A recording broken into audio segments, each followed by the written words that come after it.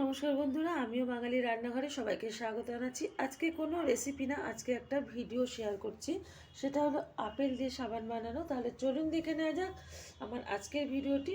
এখানে আমি একটা প্লেটের উপরে কিছুটা আপেল নিয়েছি, 5 পিস আপেল নিয়েছি। পরিমাণ মতো আপেলটা প্রথম খোসা ছাড়িয়ে টুকরো করে নেব, আর ক পিস নিলাম সেটা আপনাদের মাঝখানে শেয়ার করব। তাহলে প্রথমে আমি আপেলটা খোসা ছাড়িয়ে টুকরো করে নিচ্ছি, তারপরে দেখাচ্ছি যে আমি কটা আপেল এখানে ব্যবহার করছি সাবান বানানোর জন্য। এখানে কিন্তু আমি দুটো আপেলের খোসা ছাড়িয়ে ছোট ছোট টুকরো করে মিক্সিং জারে দিয়ে দিয়েছি। এখন ভালোভাবে পেস্ট করে নেব। ভালোভাবে কিন্তু মিক্সিতে পেস্ট করে নিয়েছি আপেলটা। এখন একটা পাত্রে ঢেলে নেব, আর তারপরে কিভাবে সাবানটা বানাবো সেটা আপনারা দেখতে থাকুন।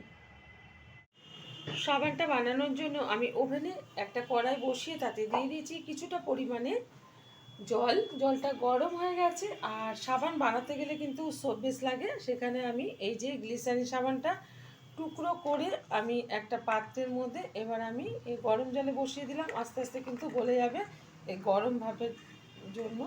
তো ভালোভাবে এটা গলে যাওয়ার পর কিন্তু আমি এখানে আপেলের মিশ্রণটা আমি ঢেলে দেব।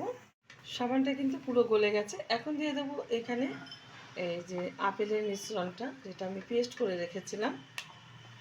এখন ভালোভাবে মিশিয়ে নেব সাবানটার সাথে। সুন্দরভাবে কিন্তু আমি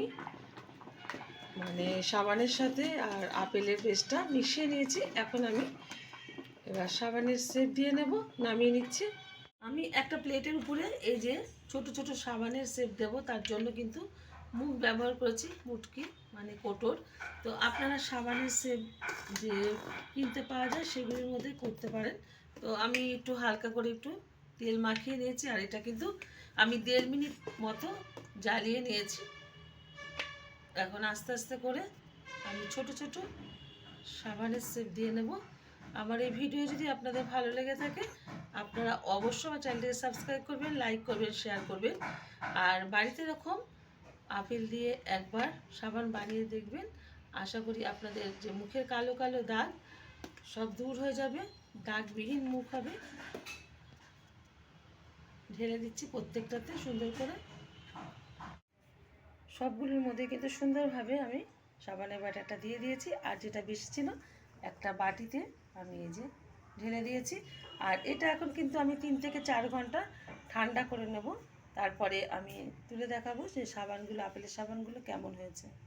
3 ঘন্টা বাদে এই যে সাবানগুলো কিন্তু আমি তুলে নিয়েছি। আর তুলে নিয়েছি এই যে একটা ছুরির আগা দিয়ে। আর এখানে একটা বড় সাইজের সাবান করেছি, এখনও তুলিনি। এটা আমি চাপ দিয়ে দিয়ে একটু তুলে নেবো। ওই যে এটা বড় সাইজের করেছি। আপনারা অবশ্যই একবার এরকমভাবে বাড়িতে ট্রাই করবেন। দেখা হবে পরের ভিডিওতে নতুন কোনো ভিডিও নিয়ে। ধন্যবাদ।